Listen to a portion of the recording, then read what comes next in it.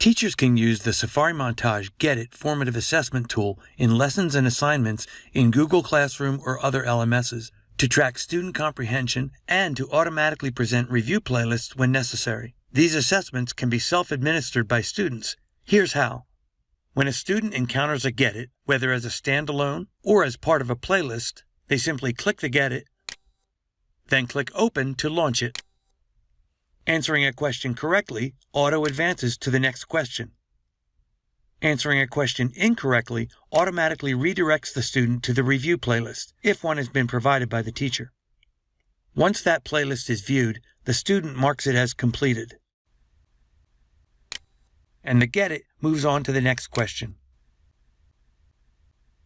When all questions are completed, the student is returned to the next item in the main playlist. Results of completed Get Its are tracked and viewable by the student by clicking the Get It My Review button on the dashboard. Here, the student can see if the Get It was led by the teacher, or may access the review playlist again for additional support if needed.